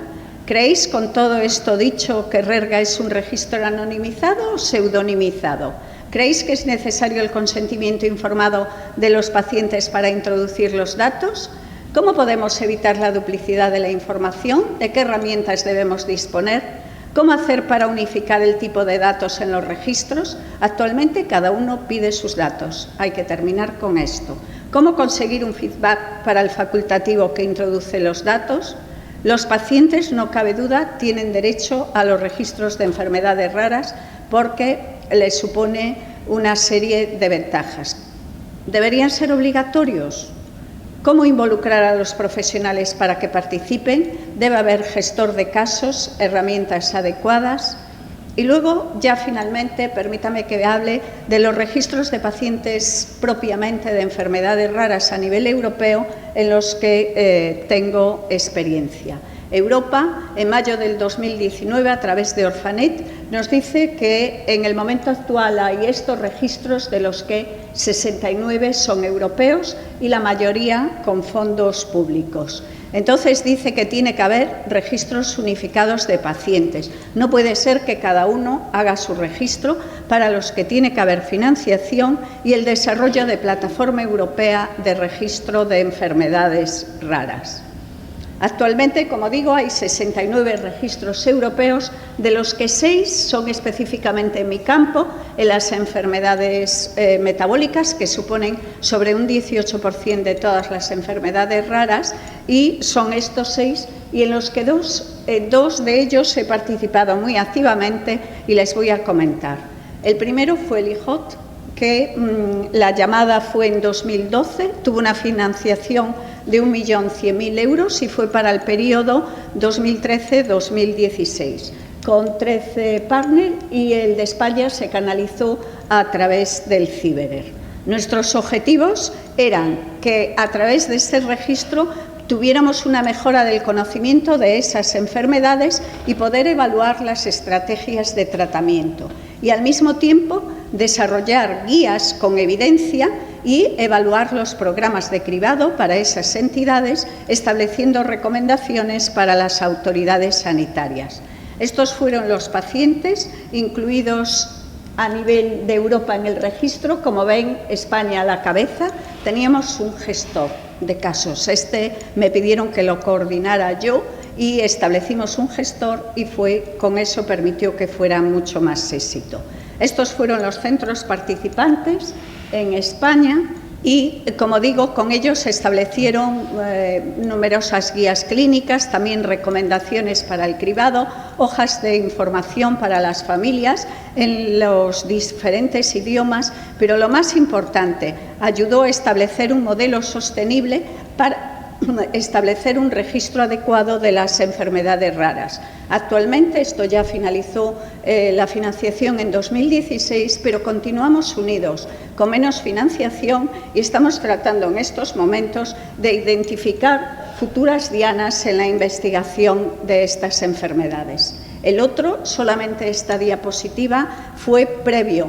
Fue la llamada del 2010, el presupuesto fue similar, 1.200.000 euros en y fue para el periodo 2011-2014, con 3 guías clínicas, 16 artículos. Pero quiero llamar la atención sobre esto, y es que vimos que en los últimos 35 años, para las enfermedades en concreto del ciclo de la urea, la mayoría de ellas no tienen detección por cribado, casi no se ha modificado el pronóstico en 35 años. O sea que tanto avanzamos, pero aquí no lo estábamos haciendo nada bien. Y es que comprobamos que en estas enfermedades cursan con hiperamoniemia, elevación del amonio, que es neurotóxico. y el tiempo es cerebro en cada hiperamoniemia. Hay que actuar, sospecharla rápidamente y tratarla rápidamente, si no, el pronóstico va a ser igualmente malo. ¿Y actualmente en qué se está? En unificar todo esto para que tenga valor, y entonces se está con el registro de todas las enfermedades metabólicas. Este proyecto, que lo que hace es recoger todas ellas y otras que estaban sin registro bajo un único registro.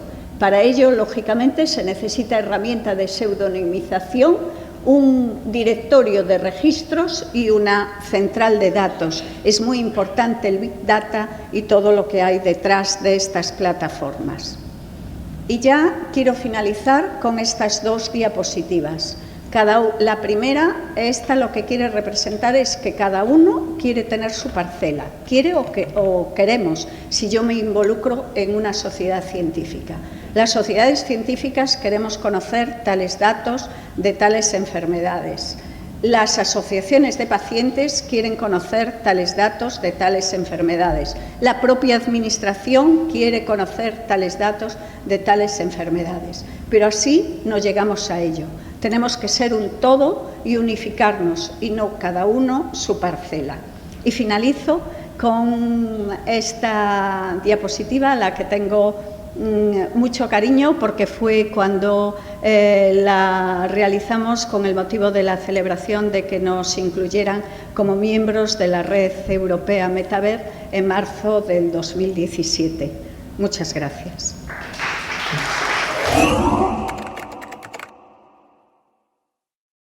Bom dia a todos. Em primeiro lugar, gostaria de agradecer o convite à CEDISA, à Isabel e ao José pelos contactos constantes e pela ajuda em estarmos aqui hoje, à PDH também de Portugal que me trouxe e que acabou por estender este convite.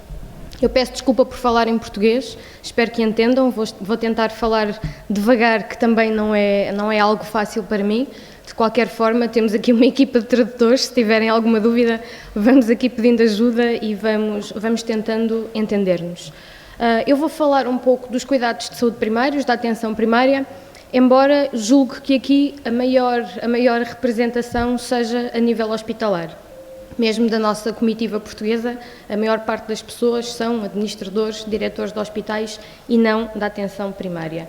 Apesar disso, portanto, vou falar um pouco da evolução da atenção primária em Portugal, de um aspecto muito concreto da contratualização e da governação clínica e de saúde, que são aquelas áreas em que mais temos vindo a desenvolver instrumentos e onde a tecnologia e os sistemas de informação têm vindo a ser mais importantes neste nível de cuidado, e apresentar-vos alguns destes instrumentos que temos desenvolvido.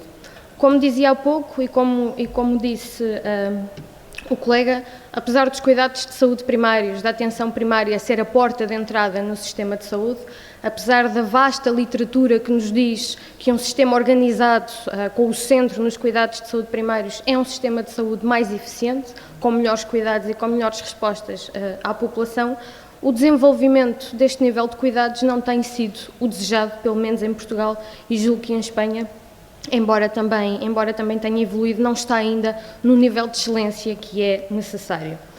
Em Portugal, a atenção primária nasceu ainda antes do próprio Serviço Nacional de Saúde. Portanto, os centros de saúde, como os conhecemos, começam-se a desenvolver em 71 e o Serviço Nacional de Saúde só é criado em 79.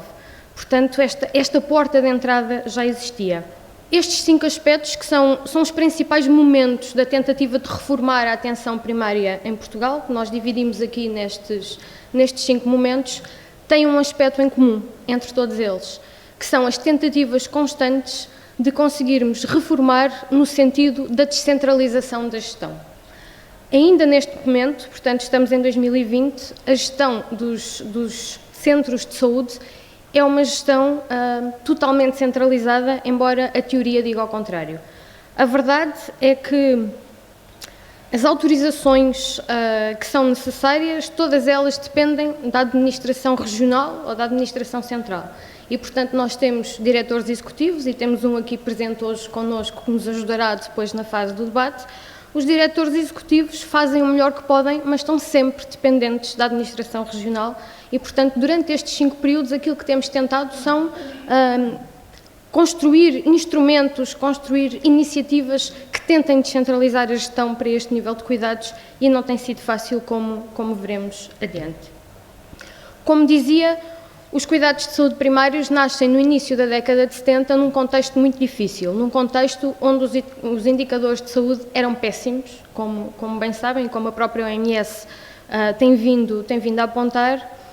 Estávamos a viver as consequências de 40 anos de ditadura, que ainda durou mais alguns anos após a criação dos primeiros centros de saúde, e obviamente que esse contexto de ditadura traz consequências socioeconómicas gravíssimas para a população. Portanto, a capacidade de financiamento dos serviços de saúde era muito baixa, e mais baixa ainda para a área da atenção primária. As pessoas viviam em condições deploráveis e, portanto, os indicadores não podiam ser muito bons. A partir daí, de 71, começa um arranjo funcional das várias respostas que existiam. Portanto, existiam múltiplas respostas para a população, mas de uma forma desorganizada e desarranjada. E, portanto, a primeira tentativa, a primeira geração de centros de saúde nasce para tentar organizar estas respostas e torná-las mais funcionantes, digamos assim, apostando inicialmente naquilo que eram os serviços de promoção da saúde e prevenção da doença. O planeamento familiar, a vacinação, a saúde materna e infantil, que foram os indicadores que mais sucesso tiveram, pelo menos nos primeiros anos de desenvolvimento da atenção primária.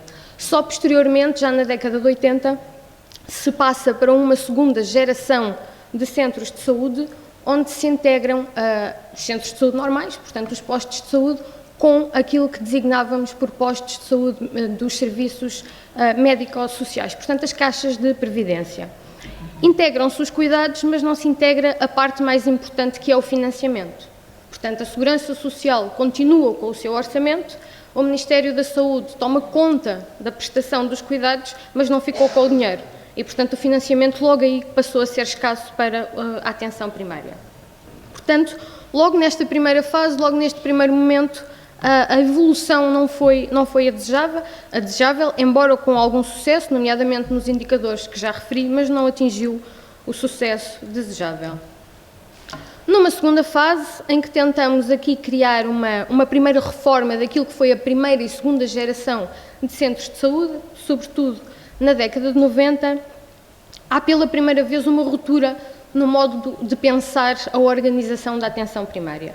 E esta ruptura dá-se com o estabelecimento de pequenas experiências locais, de algumas equipas que se formaram em alguns centros de saúde, equipas estas constituídas sobretudo por médicos de família e pelos enfermeiros que os acompanhavam, que construíram pequenas equipas de prestação de cuidados dentro dos centros de saúde, que tinham um aspecto muito incomum, que era o facto de se organizarem e de constituírem pequenos grupos, os chamados grupos remuneratórios experimentais. Portanto, estes profissionais recebiam de acordo com o seu desempenho.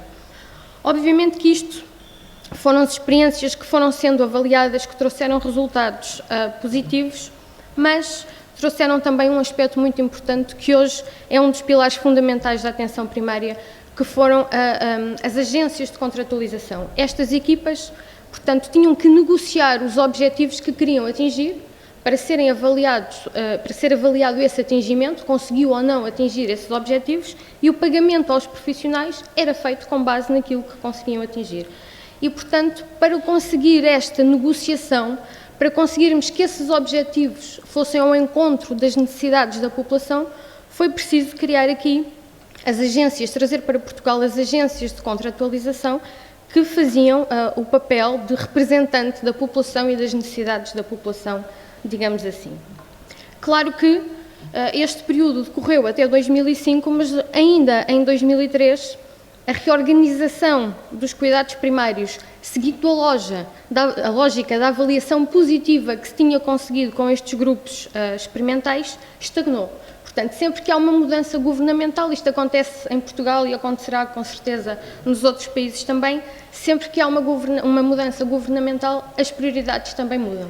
E, portanto, mesmo que as reformas estejam a ter sucesso, elas estagnam. E foi isto também que aconteceu em 2003, tendo havido algumas pequenas tentativas, embora talvez felizmente não conseguidas, de privatizar a prestação nos cuidados de saúde primários. Portanto, houve alguma ideia, houve uma tentativa de publicar um decreto-lei nesse sentido, mas felizmente foi boicotada essa tentativa.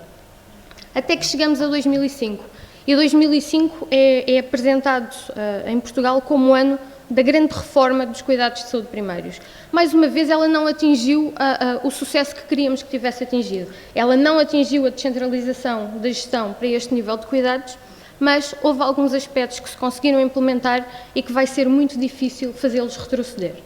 E um desses aspectos tem a ver, obviamente, com o reconhecimento de que os cuidados de saúde primários continuam a ser o pilar central do sistema de saúde e do Serviço Nacional de Saúde, e foi, essencialmente, a reestruturação dos centros de saúde em pequenas unidades.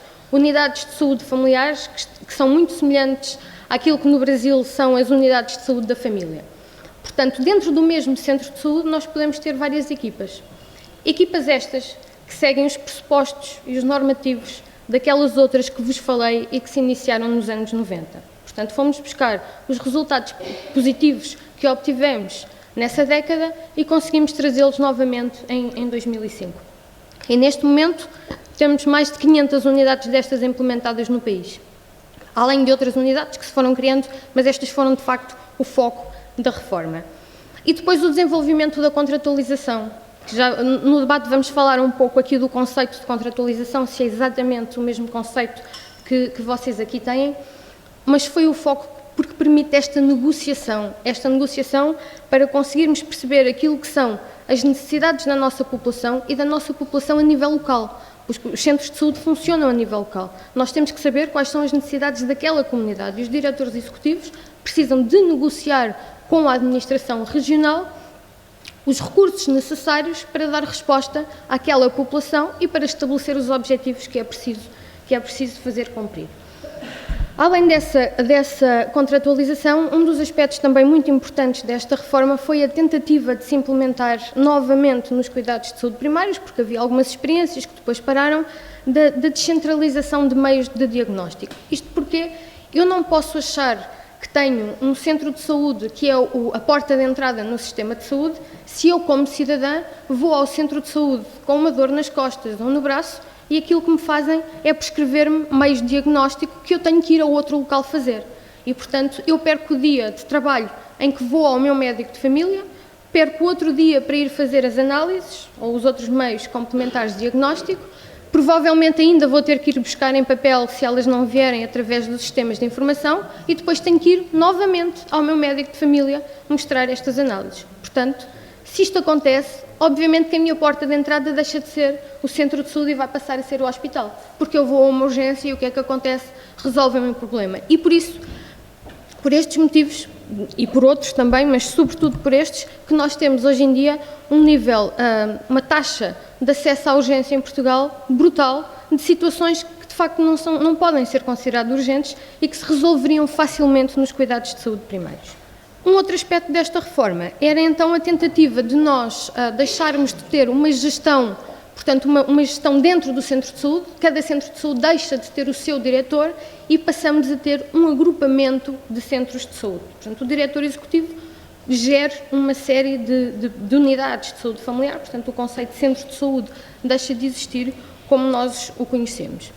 O que é que acontece neste momento? Entre 2005, data em que começamos a criar as primeiras unidades de saúde familiar, e 2008, data em que se implementam os primeiros agrupamentos de centros de saúde, decorre aqui um período temporal que traz consequências negativas pelo facto de começarmos a entrar numa situação de crise económica. E, portanto, nesta situação, o que é que acontece? Os financiamentos são cortados, começamos a ser intervencionados pela Troika, como veremos adiante, e, portanto, todas estas perspectivas da reforma, mais uma vez, foram boicotadas.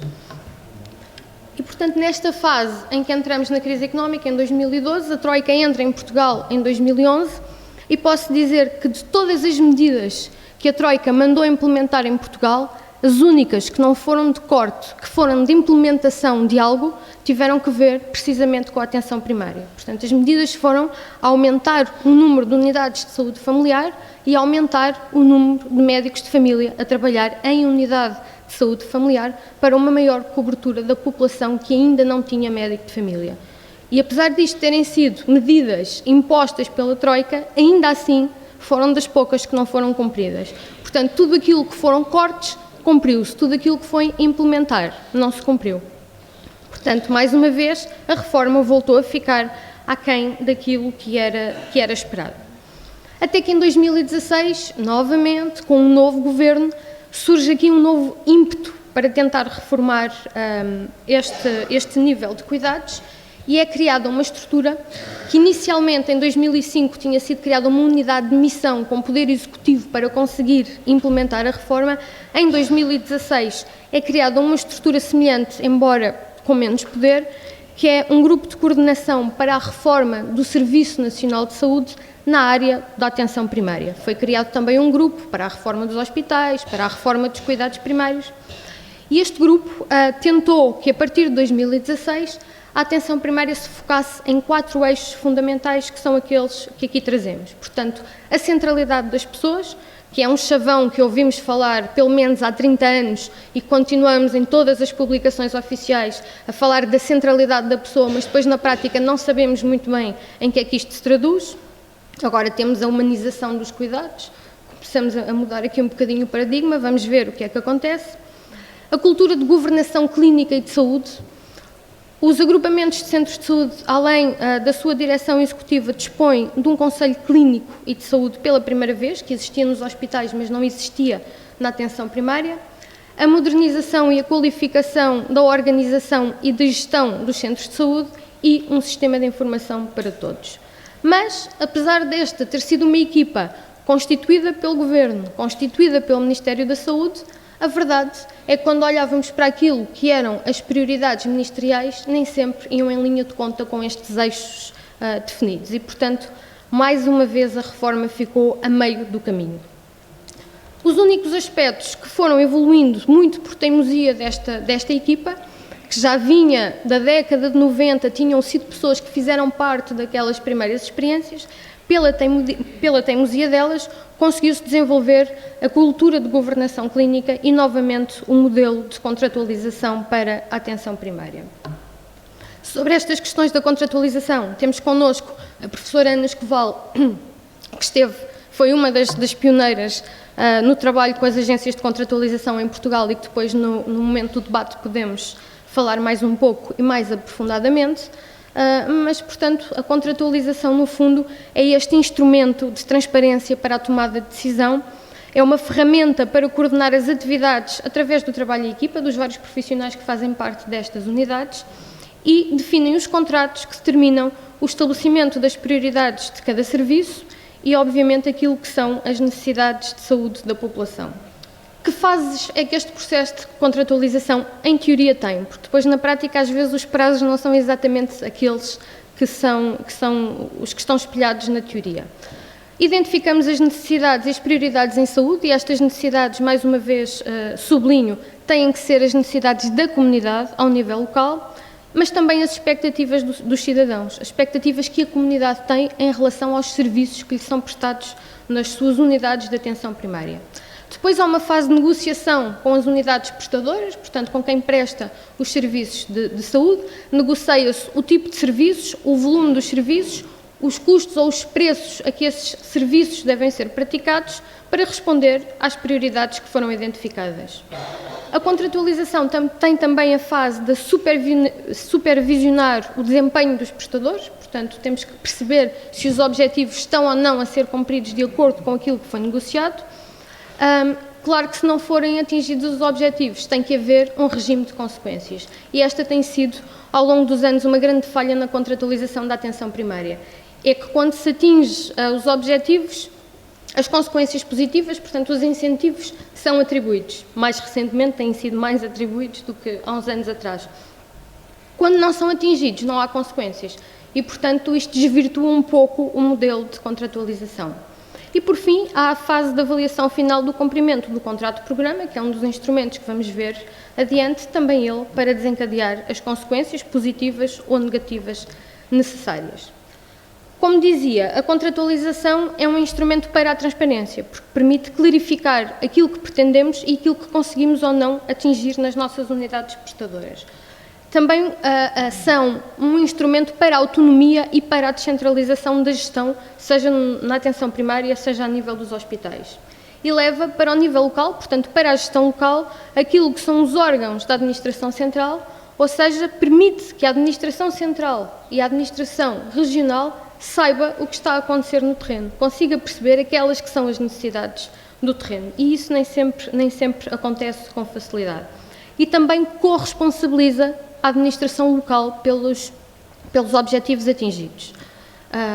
E ao corresponsabilizar a administração local, obviamente que também há uma responsabilização da própria administração regional e central se os recursos necessários para o atingimento desses objetivos não forem alocados às unidades. Na atenção primária existem dois tipos de contratualização, interna e externa. Portanto, interna é a negociação que é feita entre as unidades de saúde e o diretor executivo, portanto, o agrupamento de centros de saúde, e a externa é aquela que depois o diretor executivo negocia com a administração regional. Portanto, há sempre duas fases distintas. Depois, a contratualização tem vários instrumentos que utiliza. Um deles é a metodologia de contratualização, uma publicação que é colocada todos os anos antes da fase começar, portanto, antes do processo começar, uma publicação que a Administração Central partilha com todos, com os indicadores e com como deve decorrer o processo de avaliação a cada ano. Um outro instrumento, obviamente, é o orçamento e o contrato de programa. Se nós vamos negociar algo, temos que ter um orçamento para conseguir atingir esses objetivos e é assinado um contrato de programa. Tenho aqui um exemplo. Além do contrato de programa que é assinado, temos a carta de compromisso, assinada entre o diretor executivo e os coordenadores das várias unidades funcionais. Portanto, tenho aqui o exemplo das três entidades que assinam esta carta de compromisso, que se comprometem a atingir aqueles objetivos se lhes forem alocados os recursos que foram negociados, e é importante referir este aspecto. Há também o bilhete de identidade dos vários indicadores que a cada ano estão disponíveis para contratualizar e que são selecionados desta lista ínfima que a Administração Central disponibiliza. E em 2017 foi o ano da mudança de paradigma no modelo de contratualização. Isto porquê? Quando temos um modelo que é baseado nos incentivos, o que acontece é que a tendência é sempre para escolher indicadores fáceis de atingir, como é óbvio, não é? E, portanto, tínhamos aqui um paradigma de escolher indicadores não de resultados, mas de atividade. E, portanto, se eu sou médica de família e meço, o indicador que eu meço e o negócio que eu faço é para atingir um número qualquer definido de consultas, obviamente que eu faço essas consultas, não interessa que resultados é que isso vai ter e eu atinjo os meus incentivos financeiros. E, portanto, 2017 foi a mudança de paradigma. E isto acontecia, não quer dizer que todas as unidades sejam iguais, mas isto acontecia. E ainda hoje nós estamos a tentar implementar indicadores de qualidade para o serviço social na atenção primária e nos hospitais, e quando colocada à discussão que indicadores seriam avaliáveis ou seriam fáceis para avaliar e para começar, as assistentes sociais, e contra mim falo que também sou assistente social, apresentaram indicadores como o número de documentos e de informações que disponibilizamos às famílias, mas não contabilizam o número de casos sociais que conseguimos resolver, o número de pessoas que conseguimos retirar dos hospitais e colocar em lares, por exemplo, porque os hospitais não devem servir para tratar de casos sociais. Portanto, havia este facilitismo, digamos assim, na escolha dos indicadores mais fáceis de atingir, para atingirmos com eles os incentivos financeiros. E, portanto, 2017 começa-se a desenvolver um modelo onde se tenta bloquear este facilitismo. E, portanto, os indicadores passam a ser cada vez mais indicadores de resultados. Não me interessa o que é que os profissionais fazem, interessa é que as suas atividades tenham resultados na saúde da população. E, portanto, é isso que começamos aqui a medir.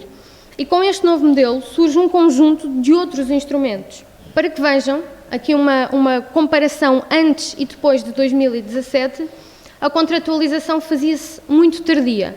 Portanto, geralmente, contratualizava-se no fim do ano aquilo que deviam ser os objetivos do trabalho ao longo de todo o ano. Ora, se eu já estou no fim do ano, como é que eu posso mudar a minha atividade? Como é que eu posso mudar a minha maneira de trabalhar? Ou como é que eu posso mudar os resultados que já consegui? Havia, como disse, uma maior preocupação com os processos do que com os resultados. A contratualização era realizada manualmente, em folhas de Excel, embora existissem algumas bases de dados utilizadas para o efeito, e era muito mais imposta pela administração regional e central do que propriamente negociada com os gestores locais. E o foco, lá está, estava nos indicadores, mais uma vez, e não nos resultados. Depois de 2017 e em 2018, pela primeira vez, a contratualização fez-se como devia ser no início do ano. Portanto, eu contratualizo, no início de 2018, quais são os objetivos que eu quero atingir ao longo desse ano. E é estabelecido um compromisso de resultados, de processos e de recursos. Portanto, eu não vou negociar só o que eu vou conseguir atingir, eu vou negociar aquilo que eu preciso para atingir o que negocio com as instituições. E passa a estar totalmente informatizada. Portanto, aqui a tecnologia de informação, os sistemas de informação tiveram um papel fundamental, porque a contratualização passa a estar totalmente informatizada e só assim é que é possível que seja, obviamente, transparente. Essa informatização deu-se através de dois instrumentos, o Índice de Desempenho Global e o BI dos Cuidados de Saúde Primários, que vamos ver adiante o que são, e começam-se a negociar com os profissionais de saúde as atividades que são necessárias a desenvolver para atingir os resultados pretendidos. Obviamente o foco passa a ser nas atividades e com isto é criada uma outra plataforma que se chama PAUF, Plano de Ação das Unidades Funcionais, onde os profissionais e os gestores têm que construir online o seu plano de ação que fica disponível para depois poder ser avaliado se estão ou não a cumprir essas atividades e se essas atividades estão ou não estão a ter os resultados esperados. Esta metodologia de contratualização faz com que o contrato de programa, que era anual, passe a ser para 3 anos, portanto, para atingirmos determinados resultados nós precisamos de atividades um pouco mais longas, portanto, não dá para ser num ano e, portanto, passa a 3 anos. Continua a haver a carta de compromisso, é elaborado este plano de ação online, como digo, e este processo passa a ser baseado num índice de desempenho global, que são estas imagens que aqui tenho. Tem lá em cima, portanto, o endereço onde podem aceder, porque toda esta informação está visível para o público.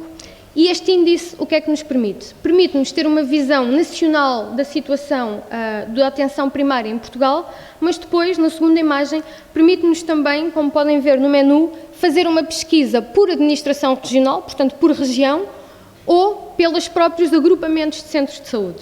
Isto permite aos gestores, aos diretores executivos, irem perceber como é que está a panorâmica das outras unidades que têm as mesmas características e é muito importante estes indicadores aqui, que são os indicadores de contexto, que ainda ontem falávamos nisto, uma unidade que está instituída numa localidade pobre, com baixos indicadores socioeconómicos, com população idosa, com população sem literacia em saúde, não pode ter os mesmos resultados numa unidade que está situada numa zona com mais condições económicas, onde a população tem outra formação e onde a população tem outro nível de literacia também. E, portanto, este índice de desempenho global tem em conta essas variáveis de contexto para nós nos podermos, como gestores locais, nos podermos situar ao nível das unidades que estão no cluster de que fazemos parte, para podermos então negociar aquilo que devem ser os nossos objetivos a cada ano.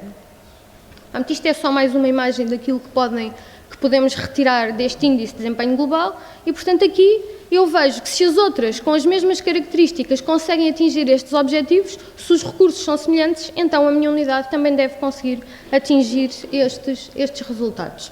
Eu desafiei aqui o nosso colega Miguel Lemos, que é diretor executivo de um ACES, para depois, no fim, nos apresentar um pouco os resultados da sua unidade. Isto porquê?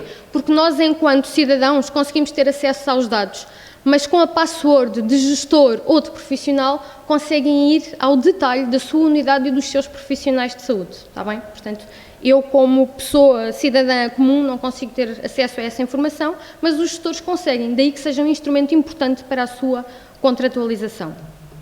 Portanto, o Índice de Desempenho Global passa a ser, em 2017, o ponto de referência que pretendemos atingir a cada ano.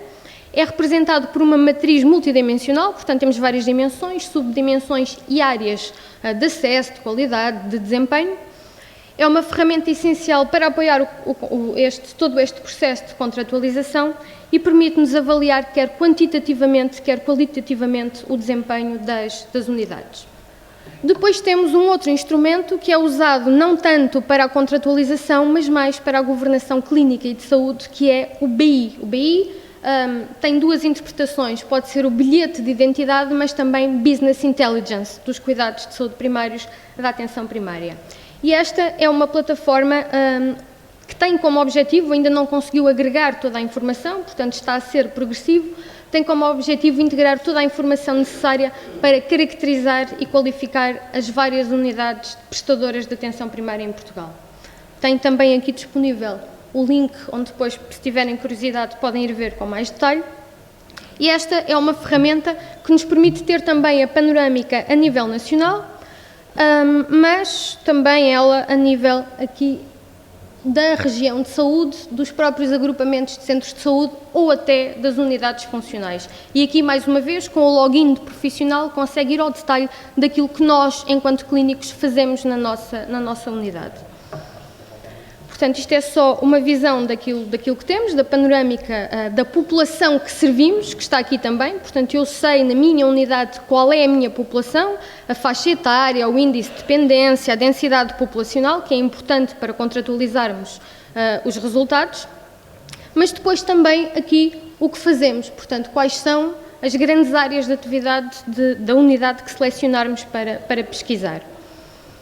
Tanto o Índice de Desempenho Global como o Bilhete de Identidade dos Cuidados de Saúde Primários são ferramentas muito importantes para a gestão e para a decisão local. E, portanto, não há que ter medo de descentralizar a gestão para os agrupamentos de centros de saúde, desde que existam estes instrumentos que servem de apoio, que permitem avaliar os resultados da atividade dos gestores e que, obviamente, depois tem que haver as consequências associadas àquilo que são os resultados.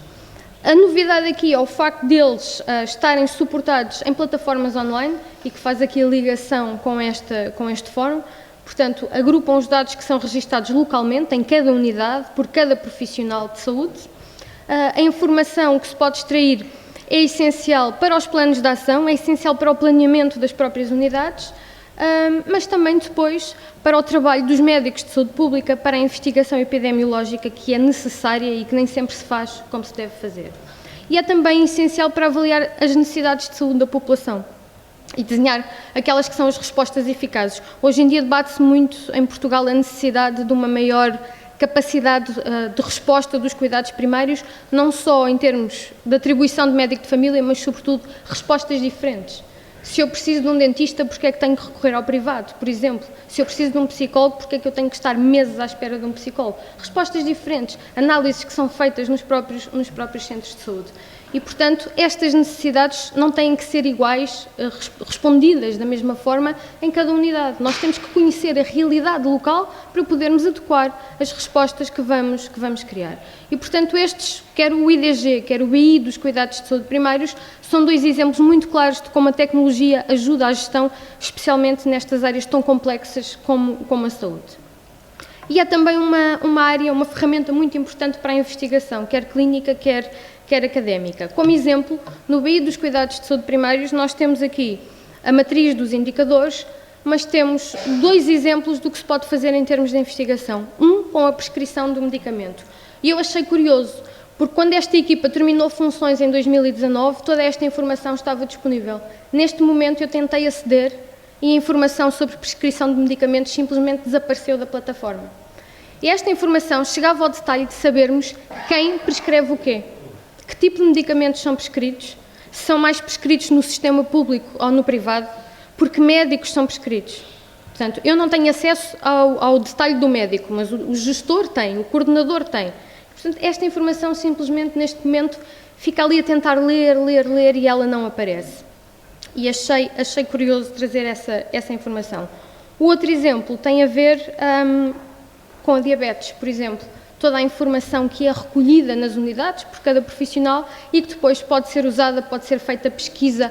Existem vários filtros que podemos fazer para chegar a esta informação.